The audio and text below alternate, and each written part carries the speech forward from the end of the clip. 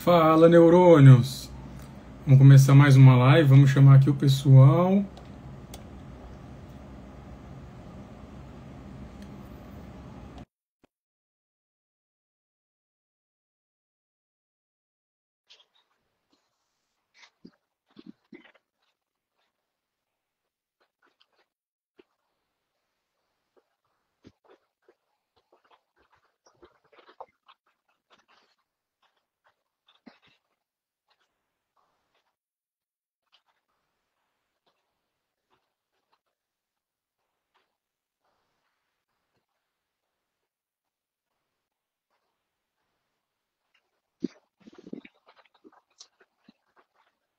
O pessoal já está aqui para entrar, para a gente começar.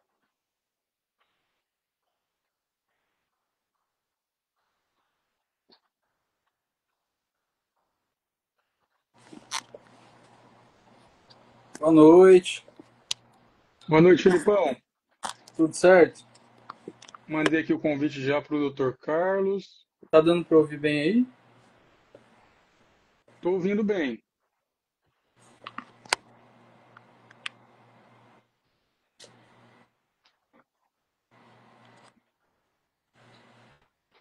Tive um probleminha técnico aqui.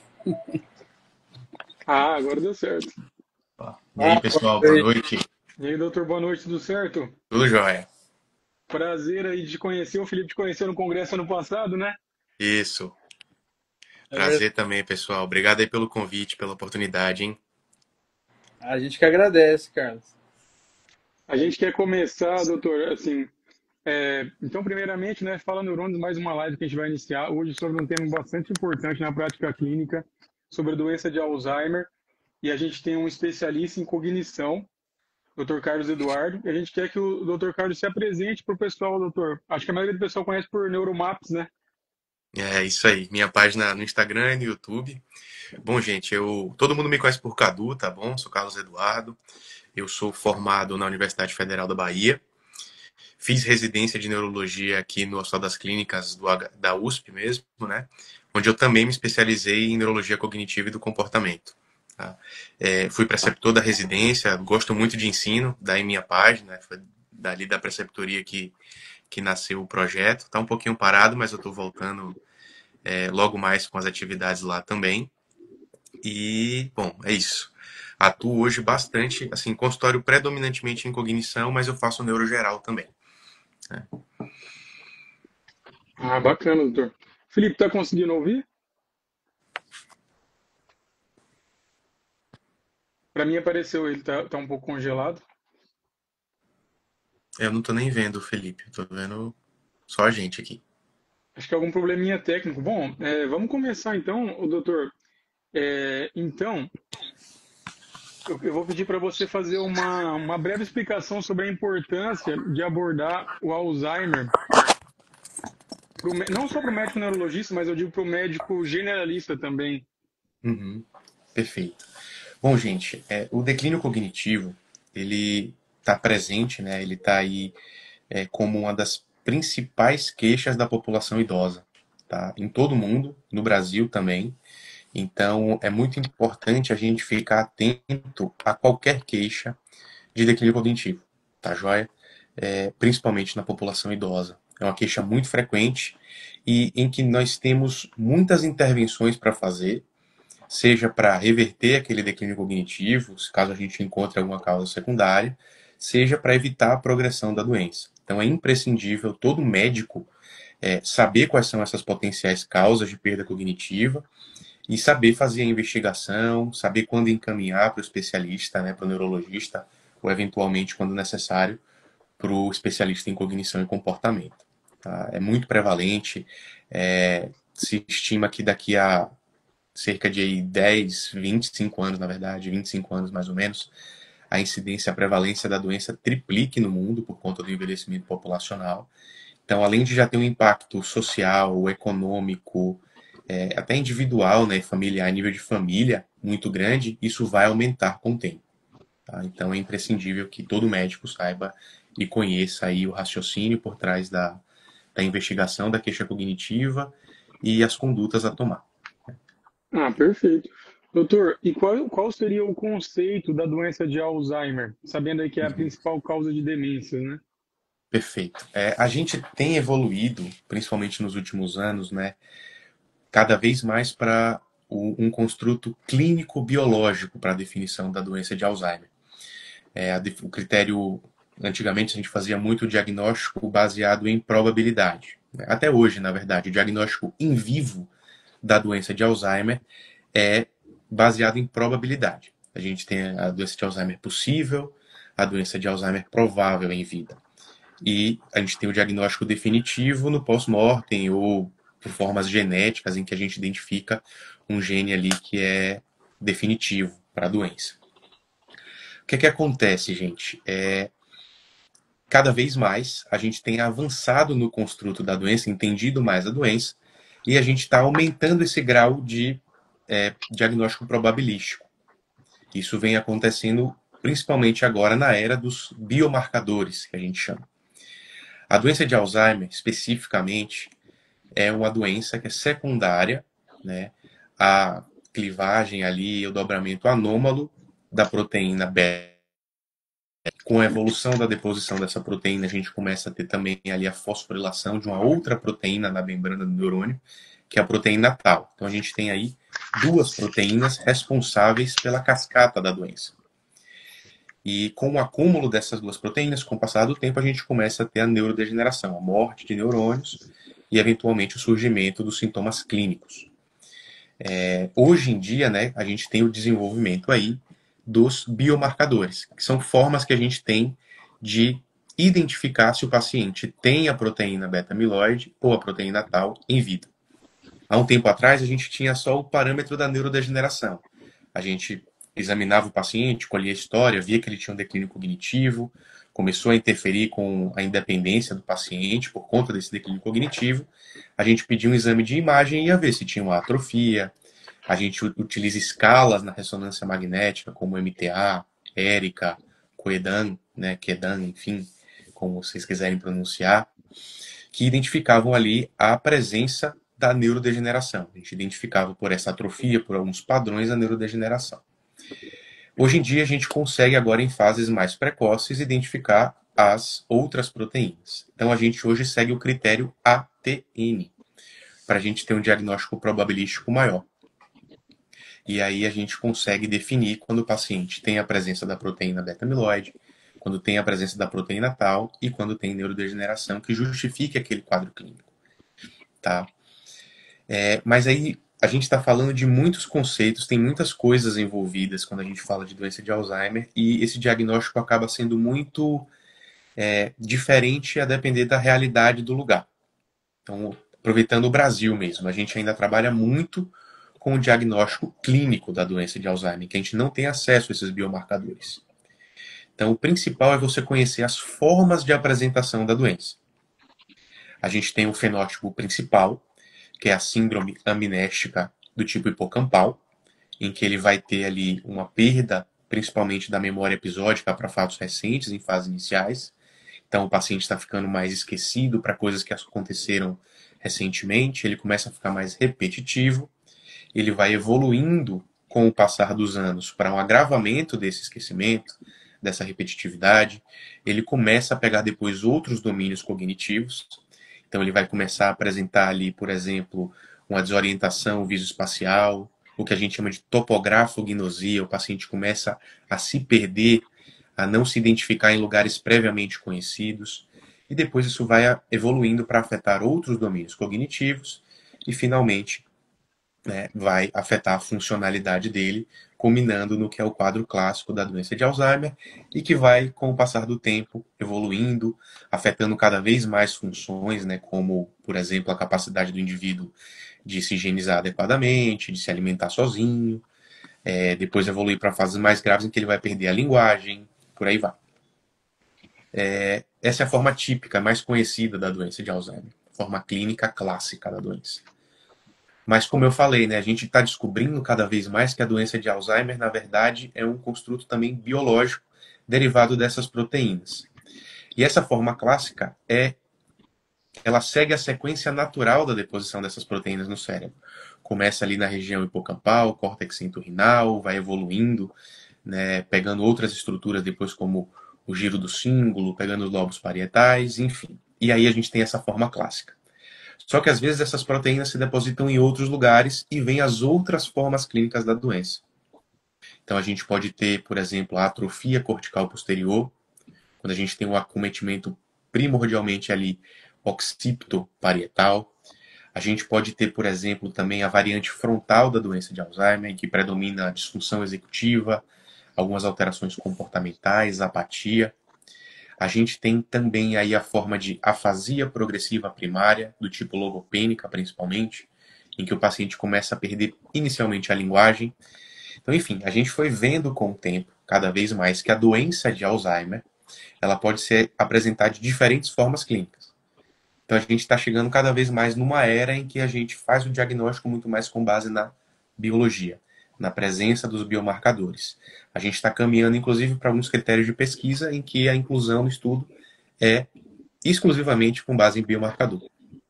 Até porque isso permite que a gente identifique pacientes em fases muito iniciais da doença que não teriam sido identificados previamente. Mas isso aí é um assunto diferente da prática clínica, certo?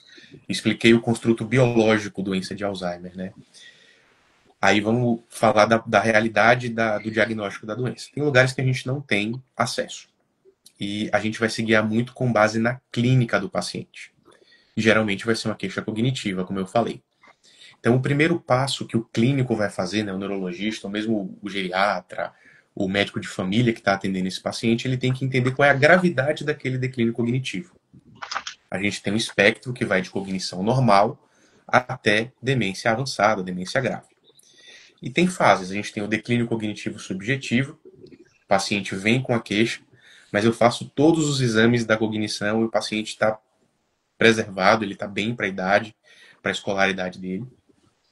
Depois a gente vai ter o comprometimento cognitivo leve, em que o paciente tem queixa, tem alteração no exame cognitivo que a gente faz, no exame neurológico, né?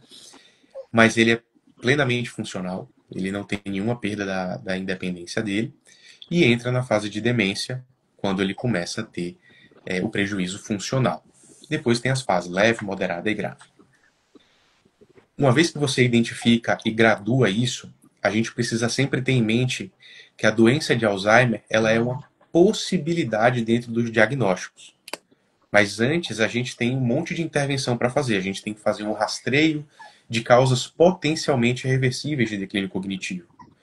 Então, uma vez que o paciente vem com uma queixa cognitiva, o médico deve investigar para outras causas, sempre.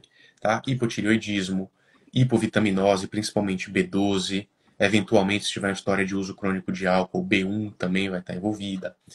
Ele precisa sempre, na maioria das vezes, eu sempre peço para os meus pacientes também sorologias, mesmo aqueles pacientes acima de 65 anos, é sempre bom ter um exame de sífilis, um exame para HIV, e, enfim. E aí vão ter rastreio para outras causas a depender da história clínica. Paciente que tem uma sonolência diurna excessiva, que tem história de roncos, de apneia, precisa fazer uma polissonografia, será que tem uma apneia do sono grave que justifique o declínio cognitivo dele? Eu vou ter que tratar. E aí, uma vez feito isso, né, resolvi tudo que eu tinha que resolver, se o paciente mantém aquela queixa cognitiva e tudo mais, entra no radar, né, a doença de Alzheimer. E mesmo que ela já estivesse lá no começo, eu sempre vou fazer essa investigação e vou acompanhar o paciente de perto para ver a progressão do quadro. Sempre preciso ter um exame de neuroimagem. Idealmente vai ser uma ressonância magnética, mas eventualmente, por questão de disponibilidade, questão financeira, pode ser que seja só uma tomografia e ela ainda é suficiente para a gente afastar causas secundárias e para pesquisar ali os sinais da doença.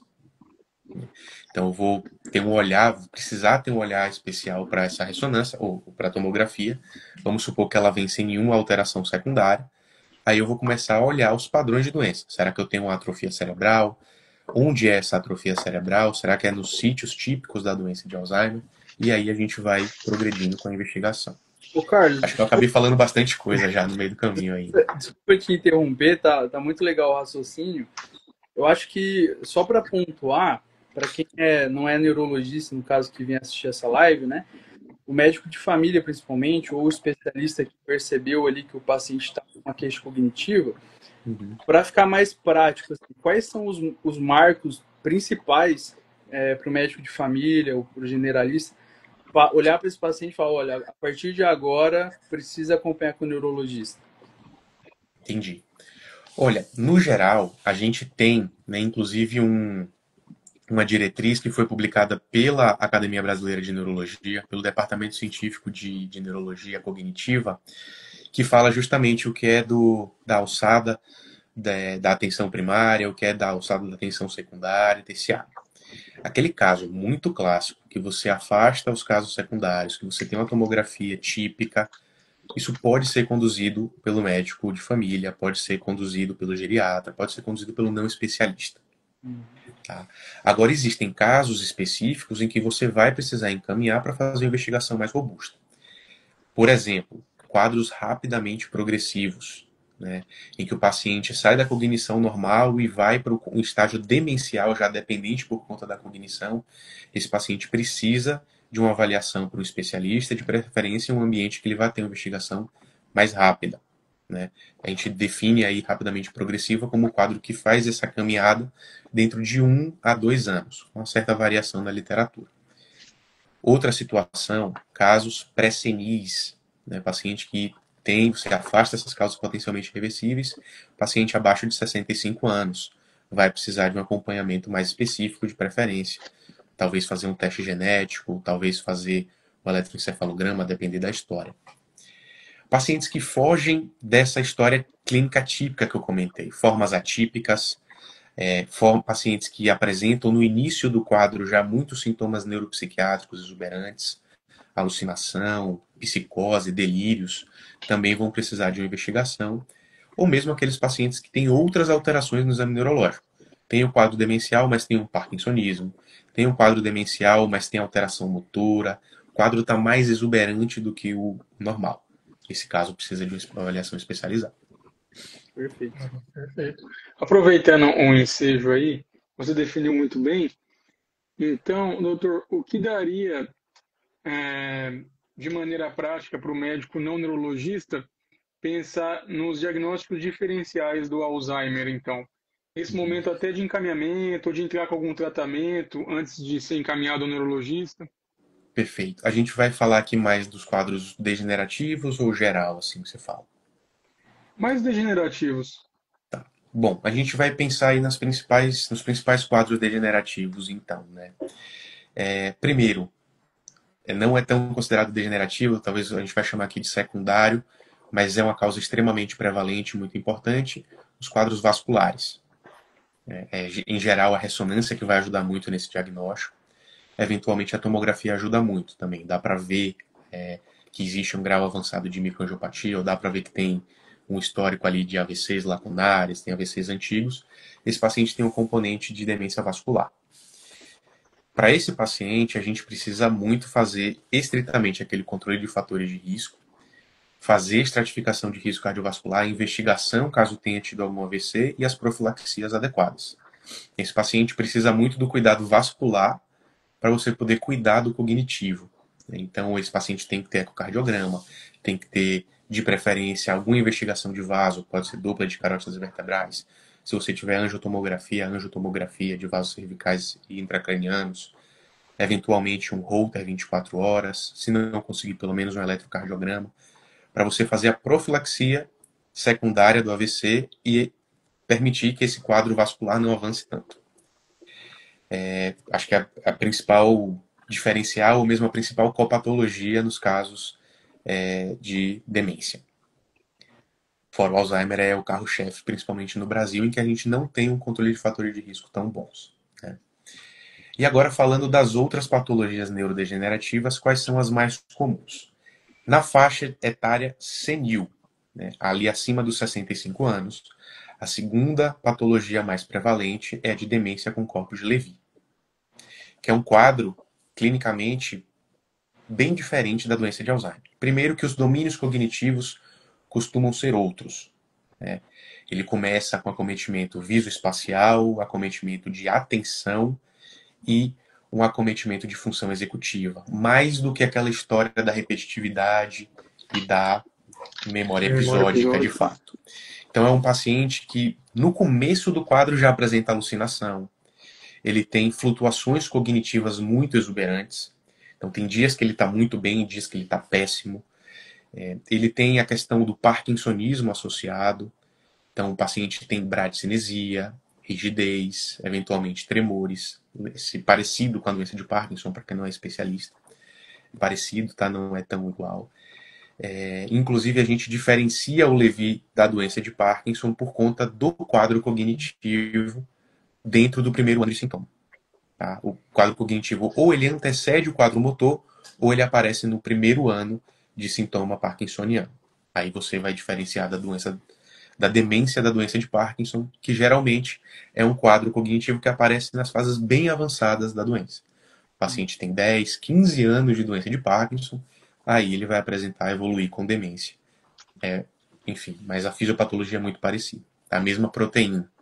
Como eu falei lá que para o Alzheimer é a beta-amiloide e a tal, aqui, tanto no caso do Levy quanto na doença de Parkinson, é a alfa-sinucleína. Bom, acho que esse é o principal diferencial para o paciente acima de 65 anos. Abaixo de 65 anos, o segundo quadro degenerativo mais comum é a demência frontotemporal. E o exemplo clássico das demências frontotemporais é a variante comportamental. Que, de novo, o domínio cognitivo afetado é diferente da doença de Alzheimer. Enquanto na demência da doença de Alzheimer começa pelo acometimento da memória, na DFT a gente começa por disfunção executiva e principalmente, né, o acometimento ali das funções de comportamento. Então o paciente começa a exibir comportamentos diferentes do habitual, ele tem uma mudança de personalidade. Ele tem uma preservação da cognição no início do quadro, mas tem muita alteração neuropsiquiátrica no início do quadro. Ele perde empatia, ele fica, eventualmente, vai tendendo mais para um polo de apatia no geral, hipersexualidade, hiperoralidade, desinibição social. Então, aquele paciente que era recatado, era todo contido, começa a ficar expansivo, se aproximar de pessoas que não eram conhecidas, por exemplo, e fazer abordagens muito inadequadas, e assim a gente identifica esse quadro. E aí, tanto para a população leiga, né, as pessoas não médicas que vão assistir a live, quanto para outros médicos, a gente tem alguns casos clássicos. Né? A gente tem a história, por exemplo, do Bruce Willis, de demência frontotemporal, e lá do Robin Williams, né, pensando mais para o lado do Levi. São histórias meio que você vai dar uma lida na história e você consegue encaixar nessa caixinha. Como vocês viram, são quadros bem diferentes e são situações que eu falei que se encaixam naquilo que deve ser encaminhado para o especialista. Né? Foge da demência mais habitual, mais prevalente, e a avaliação especializada no início do quadro permite um diagnóstico e muitas vezes com contra-referência, né, o médico de família, o geriatra vai conduzir esses casos, mas sempre auxiliado aí pelo neurologista. Show. Tem mais alguma aí, demência, que vocês gostariam da gente passar também? Ou essas são as principais para diferencial? Só para apontar as principais, eu acho. Assim, do pessoal, doença priônica, né, que eu ouço muito falar na Uhum. Qual que é a principal diferença para pensar em doença priônica? Pronto. Lembra que eu falei lá dos casos, de novo, né, os casos que têm que ser encaminhados para o neurologista? A doença priônica, em geral, a gente vai pensar nesses quadros rapidamente progressivos. Uhum. Eventualmente, assim, a maioria dos casos que eu presenciei, apesar de ser uma doença bem mais rara, né, a maioria era pré-senil também. Então, quadro pré-senil, quadro rapidamente progressivo, você vai lembrar, você vai pensar em doença priônica. Aquele paciente que começa o ano muito bem, começa a doença, em 2, 3 meses ele já está praticamente acamado. Está muito prejudicado, né? Em 5, 6 meses. É um quadro bem exuberante. E geralmente vem acompanhado de outros sintomas. Por exemplo, mioclonias muito frequentes, então tem sintoma motor associado. Né? Eles vão ter alterações específicas no exame de imagem. Aquele rebound sign, você vai pedir uma ressonância, ele vai ter ali um hipersinal na difusão cortical. Né? Então, tem coisas bem clássicas da doença priônica. Você sempre vai pensar quando tiver um quadro rapidamente progressivo. Perfeito. Vai entrar no seu diferencial aí. Outro quadro Voltando. muito importante, lembrei de Pode. mais um muito interessante para falar aqui, que é muito comum pedir a avaliação do neurologista, que é a hidrocefalia de pressão normal. Verdade. Tá? Primeiro, lembrar que é uma doença rara, tá? Que a gente sempre vai pensar quando o paciente tem uma história de pelo menos um dos 3 sintomas da tríade, mas principalmente a alteração de marcha. Geralmente a doença começa acometendo a marcha. E a alteração típica é uma apraxia da marcha. O paciente tem aquela marcha magnética, ele não consegue tirar o pé do chão, a marcha é lenta, tá? Para quem não é neurologista, né, muitas vezes pode acabar confundindo ali com a doença de Parkinson. Eventualmente tem o alargamento da base, pode confundir um pouco com a marcha cerebelar. Mas o que diferencia bem é que esse paciente, quando é deitado para outros movimentos com a perna, ele vai muito bem. O problema é especificamente para marchar, para andar. Então, você examinar o paciente tentando andar e com ele deitado para fazer, por exemplo, a simulação que está pedalando a bicicleta, e ele vai muito bem, isso chama atenção para que o quadro talvez seja uma apraxia. Que, por exemplo, no parkinsonismo ele não iria bem por questão da bradicinesia, da rigidez, e na alteração cerebelar ele não iria bem por conta da incoordenação, da ataxia mesmo. Outro sinal clássico da tríade vai ser a urge-incontinência urinária, e depois a cognição, geralmente é um quadro também de disfunção executiva.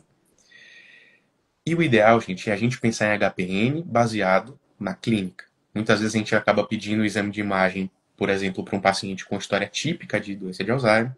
Ele vem lá com a hidrocefalia, até a imagem lembra hidrocefalia de pressão normal. Só que esse paciente não vai necessariamente se beneficiar do TAP teste, não vai necessariamente se beneficiar da derivação, tá? Porque, em geral, esse tratamento vai ter um impacto maior justamente na marcha. Então, aquele paciente que tem uma história de muito semelhante da doença de Alzheimer, 3 anos de evolução, e vem com hidrocefalia, a primeira coisa que você vai olhar na sua ressonância é se não é uma hidrocefalia ex vácuo. Se ela é uma hidrocefalia secundária à atrofia cerebral da própria demência. Beleza, não é. Tá bom, é uma hidrocefalia mesmo, tem o achatamento de sulcos na alta convexidade, tem transexudato ali licórico, faz o exudatozinho licórico, parece muito de HPN, mas não tem clínica. Beleza, eu vou acompanhar esse quadro clínico. Ok? Eu não vou sair indicando derivação. Poxa, quero muito fazer um TAP teste. Faz. Não vai mudar a marcha, então esse TAP teste não vai ser positivo. Tá? Você acompanha o quadro clínico desse caso. É um diferencial importante aí para trazer, mas que vale muito a pena lembrar naquele paciente que tem alteração de marcha, urge-incontinência e quadro cognitivo. Tá? Esse é um quadro típico que deve ser encaminhado para o especialista. É um diagnóstico mais difícil, que vai implicar em você afastar diferenciais e fazer o diagnóstico de forma mais adequada. Perfeito. E voltando, doutor, ao Alzheimer, quais são os critérios diagnósticos atualmente mesmo para fechar o diagnóstico? A gente está falando de estritamente clínico ou a gente está falando clínico-biológico mesmo? Então, agora, seguindo do contínuo de dezembro, está estritamente clínico, né? Então, exatamente. O que a gente tem para nossa prática, né, é ele ter algum daqueles fenótipos clínicos. Para fazer o diagnóstico na prática geral, assim, geralmente vai ser a síndrome hipocampal típica, que levou ao quadro de demência. E é isso. Só que quando a gente vai entrar, de novo, né, no diagnóstico biológico, e cada vez mais a gente vai caminhar para isso, principalmente quando as intervenções chegarem aqui, a gente, por exemplo, já tem alguns tratamentos que têm aí um objetivo de limpar essas proteínas, né, principalmente a beta-amiloide. Então vai acabar caminhando cada vez mais para o diagnóstico com biomarcador. Okay? E aí o diagnóstico, seguindo o critério, se não falando no contínuo, falando nos critérios propostos mais recentes mesmo, né? É ele ter um PET amiloide positivo e o biomarcador ali para tal também positivo. Esses 2 biomarcadores já são suficientes para você fechar. Então, o COR1 e COR2, para a gente fazer o diagnóstico. Tá? Na nossa realidade, gente, assim, é você afastar causas potencialmente reversíveis, história típica, e acabou. Neuroimagem e acabou. Essa é a realidade clínica do dia a dia, né? Aí em São Paulo, como que está o acesso ao PET? Em São Paulo, acesso ao PET é relativamente tranquilo, vamos falar assim. Tem vários hospitais que fazem o PET amiloide, pelo menos 4, e o valor é um pouquinho salgado, tá? Mas assim, um exame que você consegue. No valor entre 3 a 5 mil reais, a depender do hospital. Tá? Tem alguns lugares que é um pouco mais caro esse valor. Já com relação ao líquor, principalmente, né, com o método mais moderno, que é o Simoa, tem um hospital que faz. O exame sai um pouco mais barato, sai em torno de 2 mil a 2 mil reais. E tem a plataforma que faz o ELISA, que são um pouco menos acurados o exame. Então, o ideal for fazer pelo líquor é fazer pelo Simoa, né? E aí existem vários hospitais em outros estados com convênio com o Einstein que fazem o exame também. Mas você pode fazer o ELISA e também é um preço mais ou menos na mesma faixa. Isso é bem acessível. O ELISA é bem acessível hoje, tem vários laboratórios que fazem. Tá? Só que aí a gente vai falar em termos de cuidado com o biomarcador, né? Você tem toda uma cascata de cuidado que você tem que tomar. Essa coleta tem que ser feita num tubo específico, tem que ser refrigerado se não for analisado no mesmo dia. Então tem toda uma série de cuidados que você tem que tomar se você for pedir o biomarcador. Por isso, no geral, a gente indica que o biomarcador seja solicitado pelo especialista. Tá? Não é para o médico geral, não para o generalista, para o médico de família, o geriatra, sair indiscriminadamente pedindo biomarcador. Tá? Até para não acontecer as coisas erradas que a gente vê. Por exemplo, o biomarcador sendo solicitado para paciente assintomático. A gente não tem indicação. Paciente em fase moderada, acima de 80 anos, com um quadro muito típico, não tem indicação de pedir o biomarcador. O biomarcador a gente tem pedido naqueles casos de comprometimento cognitivo leve, pacientes com quadro pré-senil em fases iniciais da doença. Tem indicações muito específicas. Então a gente pede que, para pensar em biomarcador, seja o especialista para solicitar. Ah, legal. E Eu não agora sei a se eu respondi, tendência né, também assim, com relação à acessibilidade em outros lugares, né? é, Por exemplo, eu trabalho em Salvador também. Em Salvador não tem PET amiloide, em Salvador não tem Simoa para fazer os biomarcadores no líquor. Então lá a gente fica muito mais restrito. A gente trabalha na base da ressonância, do PET-FDG, para ver a assinatura de doença, do hipometabolismo cerebral ali. E é isso. Eventualmente a gente pede o ELISA, que lá a gente consegue também. Mas a tendência minha também, assim, é até de oferecer quando tem condição de vir fazer o exame mais acurado. aqui em Londrina tem o PET-FDG. Eu acho que o amiloide não tem, né, Felipe? Eu acho que não. O amiloide não tem. É bem por isso que a gente está comentando, né? Que a gente tem. É muito heterogêneo. A gente tem os critérios cada vez mais. Então, vamos chamar assim, uma ciência bem efervescente, com critérios cada vez mais novos, evoluindo, aparecendo, mas isso está deslocado da prática clínica da maior parte da região do Brasil. Né? Então, eu acho que fica muito restrito a grandes capitais, para você ter acesso ao PET amiloide, que tem grandes capitais, vamos chamar assim, economicamente falando. Tá? Então, São Paulo tem, se não me engano, Rio Grande do Sul, Rio de Janeiro, falando assim de estados economicamente mais ricos mesmo. Né? Então fica mais restrito. Em relação à parte clínica, Carlos, em testes, né? Os testes clínicos aí, moto, atendimento, CDR, a gente for entrar nesse assunto, assim, onde você escolhe começar o padrão do paciente, só para o pessoal ter uma noção de qual exame clínico você usar ali, até para ver depois a evolução do paciente, né, no consultório. Perfeito. Vamos lá. A gente tem duas grandes baterias que são muito conhecidas e muito usadas no Brasil inteiro, que é o Minimental e o Moca, que é a bateria de avaliação de Montreal. Aqui em São Paulo, né, no HC, no Hospital das Clínicas, a gente usa muito também a bateria breve. Perfeito. E eu acho que vale a pena todo mundo conhecer, todo mundo pelo menos ter ouvido falar do 10CS. Né? A gente está falando aqui, pessoal, de baterias de rastreio, em que a gente vai aplicar para avaliar algumas funções cognitivas e definir se o paciente tem ou não declínio cognitivo. É uma ferramenta muito útil para triagem e muito útil para segmento, para a gente ver a evolução do paciente.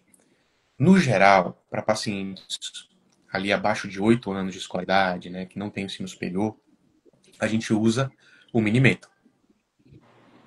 É uma bateria um pouco mais simples, mais enxuta, que contempla mais, né, diferentes faixas de escolaridade. Para aqueles pacientes com ensino superior ou que estão em fases muito iniciais, com comprometimento cognitivo leve, aí a gente dá preferência ao MoCA. É uma bateria mais complexa, que vai desafiar mais o paciente. Ela é mais sensível para essa população. Porque o Minimental, o paciente com escolaridade muito alta, que tem muita estratégia cognitiva, muita reserva cognitiva, pode acabar passando despercebido ali o declínio cognitivo. Perfeito? Uhum. A gente usa muito a bateria breve aqui porque ela é uma bateria que acaba tirando muito esse fator de escolaridade. Então, às vezes, o paciente até tem uma escolaridade, ele estudou até, fez o ensino médio, mas esse ensino médio foi de muita má qualidade. Então, será que realmente é o ensino médio? A gente acaba tirando esse fator quando a gente coloca a bateria breve ali como uma ajuda, né, para definir. E eu citei também aí o 10CS. Por que é muito legal falar do 10CS? Principalmente para o médico de família, para o generalista, para o geriatra. Tá lá no meio de uma consulta que tem 1000 problemas, mas ele acha que é importante ele avaliar e fazer uma avaliação cognitiva para ver se ele vai precisar investigar isso em algum momento. Então, o 10CS é uma listinha de 10 perguntas, 10 questões clínicas, e que ele responde rapidamente, dá para aplicar em 2 minutos, tá bem rápido. Eu posso até mandar para vocês o PDF depois, enfim. E aí isso permite que você rastreie o paciente para depois fazer ou o Minimental ou o MoCA, e aí fazer o segmento do paciente. Não teve problema ali, beleza, vou fazer esse 10CS daqui a umas 3 consultas, depois eu faço, não parece ser um problema a queixa cognitiva. Para aquele paciente que não tem, né, como sair fazendo o Minimental e o MoCA numa consulta super rápida de atenção primária, né, ou de um consultório de convênio, por exemplo. Então você consegue fazer essa avaliação cognitiva de uma forma mais rápida. Perfeito. A Bárbara, residente da nossa equipe lá também, R2 Neurologia da Santa Casa, perguntou: quando o paciente tem queixa de humor, além da queixa cognitiva, o doutor costuma usar alguma escala para apoio, como a escala de depressão geriátrica? Uhum. Sim. Primeiro, né, a gente falou de causas potencialmente reversíveis e acabou não citando os sintomas neuropsiquiátricos, ou mesmo a depressão e ansiedade. Muito bem lembrado. Isso sempre tem que ser triado ou perguntado durante uma consulta cognitiva, tá? Humor, comportamento, sono, são perguntas que sempre vão ter que entrar aqui dentro da nossa anamnese. Eu costumo mesmo inicialmente perguntar, avaliar como é que está esse humor, perguntar para o paciente e ver se ele vai preencher os critérios. Mas às vezes a gente precisa da escala para até ver de novo, né? Às vezes eu preciso fazer uma coisa mais rápida, uma triagem. A escala de depressão geriátrica é muito útil porque ela é muito rapidinha. Então é muito legal de fazer. Só que ela é uma escala que, assim, principalmente na nossa população, ela tem um certo estigma. Então muitos pacientes negam as coisas por medo de um julgamento do médico. Pensamento de morte, enfim, tem algumas coisas ali que acabam subestimando o sintoma psiquiátrico. Então, às vezes a escala vai vir normal, mas se você achou que tem, você perguntou, você notou ali que o paciente está com menos drive para fazer as coisas, ele está se isolando socialmente, ele está mais apático, ele está mais triste no geral, você pode, negativa, pensar no tratamento para isso. Quando eu quero ser mais específico, a gente usa muito em protocolo de pesquisa, ou quando eu quero fazer perguntas mais abrangentes referentes à depressão e ansiedade, existe uma escala que chama HAD, H-A-D. Se não me engano, é Hamilton Anxiety and Depression. Se eu tiver errado, eu corrijo e mando para vocês depois, tá? O primeiro nome, esse H aí da história. Mas é uma escala mais completa. Elas são, assim, são várias perguntas, tanto para ansiedade quanto para depressão, que tem graduações, não é só sim ou não. Então você consegue graduar ali, definir se o sintoma é grave, se o sintoma é muito leve, por exemplo, ou se não tem o sintoma, e ela ajuda bastante nessa definição. Então eu gosto muito da GDS, que é a escala de depressão geriátrica, para triagens mais rápidas, principalmente no paciente que vem sem queixa, aquele paciente bem humorado, mas às vezes você pega alguma coisa usando a escala. ou quando eu quero especificar mais, eu quero graduar para ver se o meu tratamento vai ter uma resposta, aí eu uso essa outra, que é a RAD, por exemplo. Ah, legal. Perguntaram aqui a diferença dos anticorpos, mas eu vou esperar um pouquinho, segurar para o tratamento, daí a gente entra Beleza. nesse mérito também. Eu acho que é interessante também, doutor, falar um pouco da abordagem não farmacológica, né? Eu sei que a gente vai entrar na farmacológica daqui a pouco, né? Mas a Uhum. abordagem não farmacológica do paciente com demência, especificamente do Alzheimer, por ser a mais prevalente, né? Uhum. O que você comenta da sua experiência clínica em relação a isso? Perfeito. Esse tema, para mim, em todo o livro, texto de doença de Alzheimer, o tratamento, ele tem que vir o não farmacológico antes. Não farmacológico é o principal no quadro de demência. Tá? O não farmacológico e a psicoeducação da família. Né? Essa família geralmente está muito angustiada com o problema, o paciente está muito angustiado, então você precisa esclarecer o que está acontecendo.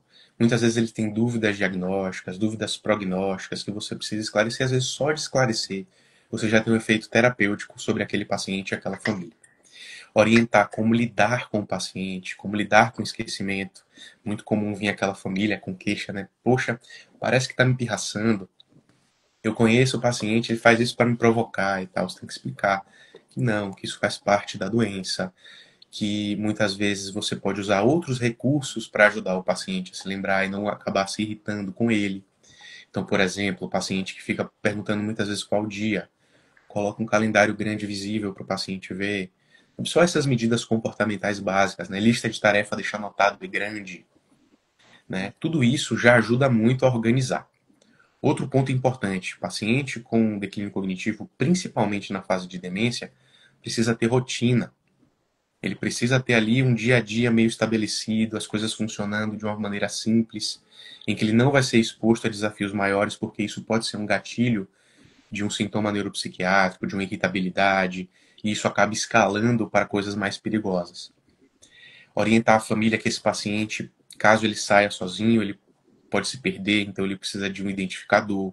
O ideal é ele sempre sair supervisionado, ou que ele pelo menos tenha uma pulseira com telefone, um colar com telefone. Para quem tem mais dinheiro, né, as AirTags que a gente fala, coloca ali no bolso da calça, na bolsa se for mulher, para poder ajudar esse paciente a não se perder, né, que é um dos grandes problemas em quadros demenciais. Fora isso, a atividade física é fundamental no dia a dia, tem benefício inclusive para a cognição do paciente. Então, é uma das coisas com mais evidência de que ajuda o paciente a ter um desempenho melhor nos testes cognitivos e principalmente comportamental. Então, melhora o humor, o paciente vai ter uma higiene do sono melhor porque fez atividade física mais cedo, então ele descansou, você vai conseguir ajustar o ciclo sono-vigília dele de forma melhor. De preferência, encaixar a rotina com algumas atividades cognitivas, então, arte-terapia, musicoterapia, artesanato, enfim, para quem couber isso, né? Às vezes, numa unidade básica de saúde é oferecida essa atividade, pode ajudar bastante. São coisas que têm que entrar e são imprescindíveis. Tá?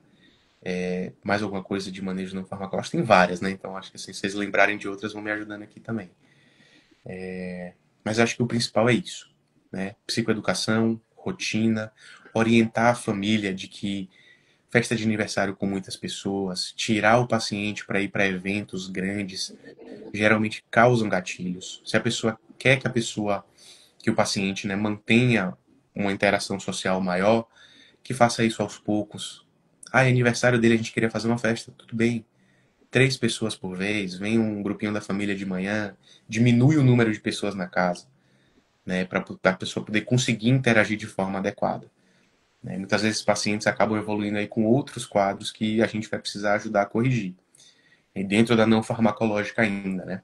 O paciente tem alguma alteração visual, ele precisa da correção da alteração visual. Tem catarata, faz a cirurgia. Tem algum grau de miopia, tem que estar sempre com os óculos dele, porque isso ajuda ele a ficar mais orientado, a ter menos gatilho para ter problema. A mesma coisa para audição. Tem problema auditivo? Audiometria e aparelho auditivo precisa ter, porque senão, principalmente com baixa qualidade auditiva, o paciente com mais pessoas vai ter mais dificuldade, vai ficar mais irritado, mais confuso, e aquele ciclo. Eventualmente, síndrome do pôr do sol, né? Você orientar a família a manter as luzes acesas, o paciente não perceber tanto a transição do dia para a noite. São medidas que a gente pode ir usando e lançando mão. Quando o paciente ficar agressivo, não, não criar embate com o paciente, né? Tentar entrar ali e contornar o quadro para evitar que o paciente fique mais irritado. E essas são as abordagens não farmacológicas que a gente vai fazer no geral. Dentro do tratamento, depois a gente vai para o farmacológico, que a gente tem o específico e o não específico. O não específico, eu falo aqui, é não específico a nenhuma patologia. Então, todo quadro demencial acaba passando por esses tratamentos. Ou o paciente tem sintoma ansioso, tem sintoma depressivo, ele vai acabar usando alguma classe de antidepressivo ou ansiolítico. No geral, a gente gosta muito de começar com os inibidores seletivos de recaptação de serotonina. Sertralina, escitalopram. Lembrando que o paciente idoso, principalmente o paciente com demência, a gente começa devagar, sobe devagar, mas chega na dose. Então, por exemplo, o escitalopram eu gosto muito de começar com a apresentação de gotas. Às vezes eu começo ali 5 gotinhas, ver como ele fica, às vezes até menos. Vou subindo devagar até chegar em 10 miligramas pelo menos e avaliar como ele vai ficar. Ver se eu vou precisar aumentar ou não. Ou a sertralina tem comprimido de 25 miligramas, fora do SUS. O SUS é 50. Enfim, você pode ir fazendo esse tratamento devagarzinho até você chegar no controle. Isso serve para irritabilidade. As mesmas medicações vão ajudar para irritabilidade, por exemplo. Esses tratamentos não têm benefícios na cognição. Eles são para os outros sintomas que estão aparecendo e que são disruptivos ali. Então, eventualmente, o paciente que tem insônia, a gente pode começar um tratamento ali à noite para que ele tenha um sono melhor. A gente vai dar preferência à trazodona, mirtazapina, medicações que vão ter um efeito ali talvez sinérgico com a medicação antidepressiva ansiolítica. Eventualmente, a gente tem que lançar mão dos antipsicóticos. O paciente fica muito agressivo, o paciente muito irritado, a gente lança mão da risperidona, eventualmente, da quetiapina, eventualmente. Eu uso mais a quetiapina quando eu quero ter um efeito sedativo maior. Então, o paciente que agita muito à noite, que não dorme, eu vou preferir a quetiapina. O paciente que é mais durante o dia, eu não quero sedar tanto, eu quero mais um controle comportamental, eu dou preferência à risperidona. Então, esses aí são os medicamentos do rol dos não específicos que a gente vai usar muito para toda a demência. É muito comum você encontrar essa prescrição para os pacientes com síndromes demenciais. E aí tem um tratamento, no caso da doença de Alzheimer, a gente vai entrar no específico. Para as fases leve a moderada, a gente tem indicação de iniciar os inibidores da acetilcolinesterase. Esses sim são as medicações que a gente tem mais evidência de que tem um benefício na cognição e que tem um retardo aí, né? Eles prolongam um pouquinho o tempo que o paciente passa naquela fase. Então a gente consegue ter um ganho quando a gente consegue introduzir essas medicações. São 3 opções que a gente tem, foram 4 até hoje, né? Tacrina, que saiu do mercado por efeitos colaterais muito graves, né? Insuficiência hepática. E a gente tem a donepezila, rivastigmina e galantamina. Os 3 assim, são muito adequados, têm um benefício equivalente. O que a gente tem um costume maior de usar, muitas vezes, pela comodidade, pela facilidade de chegar em nível terapêutico, é a donepezila. É uma vez ao dia, 5 miligramas até 10 miligramas você já está bem coberto. Eventualmente você pode ir até 15. Tá? Principalmente, aí já falando de outra doença, né, principalmente do Lewy. Nas fases moderadas a graves, a gente tem a memantina, que é uma medicação que atua, né, em receptores glutamatérgicos, deixa disponíveis mais neurotransmissores ali. E aí é uma medicação que tem um benefício muitas vezes para deixar o paciente menos apático, com comportamento mais contido. Então a gente vê uma melhora boa naqueles pacientes que são muito agitados e tudo, às vezes a gente consegue conter esse comportamento, ou aquele paciente muito apático que começa a interagir um pouquinho mais. A gente não desprescreve, apesar de ser da indicação ser na fase para leve a moderada do inibidor da acetilcolinesterase, a gente tende a deixar até onde o paciente tolera. Quais são os cuidados com as medicações? E aí, principalmente para os inibidores da acetilcolinesterase, principalmente no início de dose, são sintomas gastrointestinais. Então, dor abdominal, náusea, vômito, são sintomas que mais interrompem o tratamento. A gente tende a pedir para, se for tolerável, para o paciente ficar usando a medicação por pelo menos 3, 5 dias, porque muitas vezes o paciente melhora desses sintomas quando passa desse tempo. Ele passa, ele vai conseguir sustentar a dose. Não deu certo, eu posso transicionar a medicação, se eu tentei a donepezila primeiro, ir para rivastigmina ou para galantamina. E não dando certo com nenhuma das três, a gente tem também a opção do adesivo, que é uma opção muito boa, principalmente para pacientes que têm polifarmácia ou que se tem muita dificuldade de tratar com comprimido. Aquele paciente que não quer tomar remédio, que fica recusando o comprimido, bota o adesivo. Inclusive disponível no SUS. A gente tem a rivastigmina disponível no SUS se você faz a LME e segue o protocolozinho direitinho. É uma opção maravilhosa. Dribla aí essa questão dos sintomas gastrointestinais. Mas existe aí o outro sintoma adverso mais comum, né, que é bradicardia e eventualmente episódios de síncope. Então muitas vezes a gente recomenda antes da introdução fazer ali pelo menos um eletrocardiograma para acompanhar esse paciente. Tá? E não iniciar se o paciente já tiver uma frequência muito limítrofe ou história de síncope. Aí a gente realmente tende a não começar a medicação. A Mônica, outra residente nossa lá também aí dois, perguntou: em relação ao comportamento cognitivo leve, teria alguma indicação para iniciar algum fármaco na fase da doença? Olha, excelente pergunta. Tá? Coincidentemente eu li um paper que são das diretrizes, né, os guidelines de CCL hoje. Não existe nenhuma recomendação específica para você começar o tratamento na fase de comprometimento cognitivo leve. O que é que mais tem evidência de que muda e que melhora, que talvez prolongue e retarde o início da doença? Atividade física. Atividade física, rotina boa e atividade cognitiva. O que é que eles viram? Começar a donepezila, rivastigmina, galantamina não muda a progressão, a taxa de progressão da doença. O paciente que começou ou que não começou, ele converte para a demência da mesma forma. E os estudos com relação ao benefício cognitivo são bem dúbios, assim, não tem nenhuma evidência. Na minha prática, o que é que eu vejo com muita frequência? Aquele paciente com uma história muito típica, alguns pacientes já chegaram para mim usando e relataram um benefício muito grande com a medicação. Aí eu não suspendi, eu deixei. Fica aí essa coisa na orelha, né? Poxa, melhorou muito com a donepezila. Aumenta aquela probabilidade do quadro ser secundário ADA. E esse paciente ainda está no CCL porque ele tem uma boa reserva cognitiva. E já aconteceu de eu iniciar num paciente com comprometimento cognitivo leve. Inclusive, a diretriz diz isso.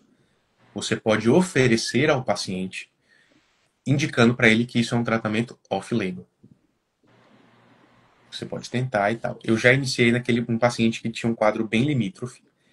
Ele é um paciente de 74 anos, ele ainda era funcional, tem a loja dele, mas estava começando a ter dificuldade na loja.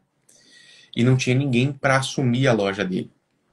Então eu tracei um plano com a família de sucessão. A filha começou a ajudar ele na loja para poder assumir e tal. E aí eu ofereci o tratamento. E eles toparam e ele melhorou. Então ele está indo muito bem com a medicação, teve um desempenho melhor na loja e ele está fazendo essa sucessão. A filha está aprendendo a tocar as coisas da loja e tudo para não perderem ali o patrimônio da família. Tá dando certo e foi uma indicação que eu comecei no CCL ainda. Ele não tem biomarcador, mas ele tem uma avaliação neuropsicológica, que é o perfil muito típico para DA. Tem uma ressonância com um MTA bem alterado, MTA de 3, para a idade dele é alterado. E tem um PET FDG também com assinatura de doença. Não tem biomarcadores, mas tem ali o N positivo, uma história muito típica. E aí deu certo, um caso que deu certo, por exemplo. Ah, que legal. Eu posso, inclusive, mandar essa diretriz, assim, acho que é uma diretriz que guia muito bem como conduzir o CCL. Ah, perfeito, acho que é assim. E aí a pergunta que não pode faltar, né? E os anticorpos monoclonais? Bom, vamos lá. A gente está entrando aí numa polêmica agora, né? Assim, cada ano que passa parece que o tratamento é mais promissor, sabe? Aparentemente. Que é uma coisa que faltava quando se começou o alarde e a liberação lá nos Estados Unidos da doença. Era um estudo questionável do ponto de vista de benefício clínico. Né? Primeiro, né? O que é que são os anticorpos monoclonais? São um tratamento que vem com a proposta de fazer um clearance da proteína beta-amiloide, tirar ali a beta-amiloide, então limpa o PET, né, melhora os exames de biomarcadores. E eles conseguem fazer isso. Isso foi apresentado para a gente. A gente tem dados específicos mostrando que melhora o PET. Só que os dados de benefício clínico, principalmente no início, eram muito questionáveis.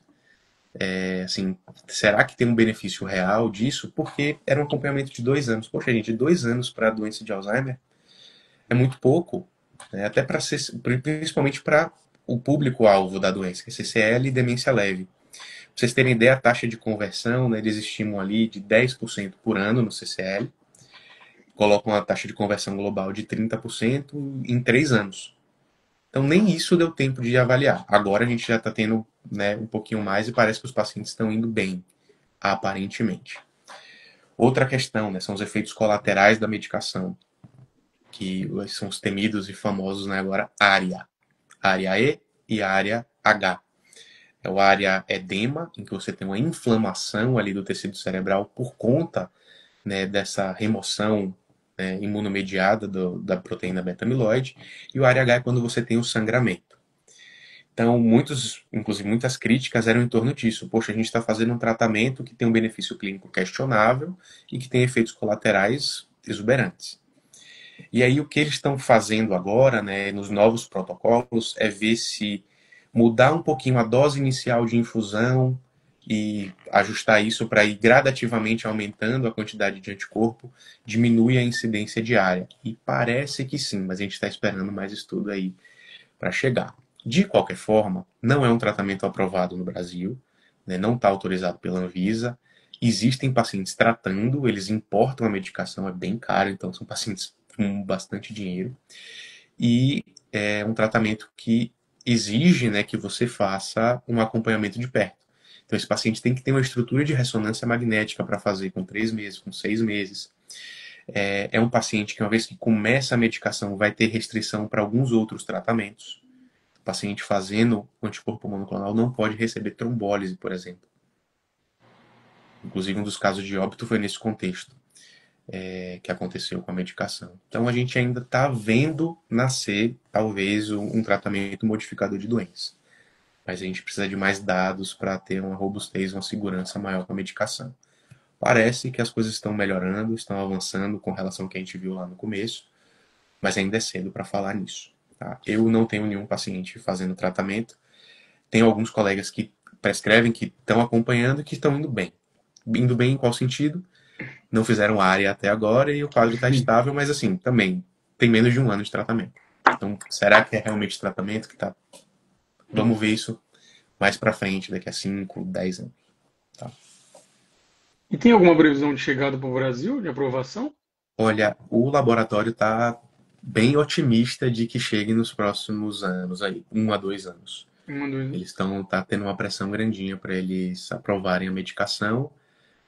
Do ponto de vista governamental mesmo, o laboratório está otimista, mas ainda não temos uma previsão, nem tem como falar nisso.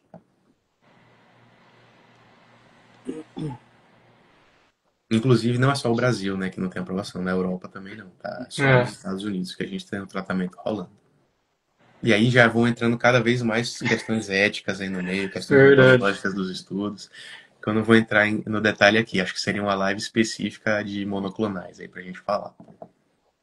Mas vamos ver, assim...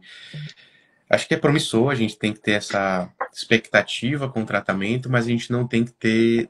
A gente tem que ser pé no chão, tem que ser criterioso, né? Tem que fazer ciência bem feita para a gente começar a prescrever a medicação, tá?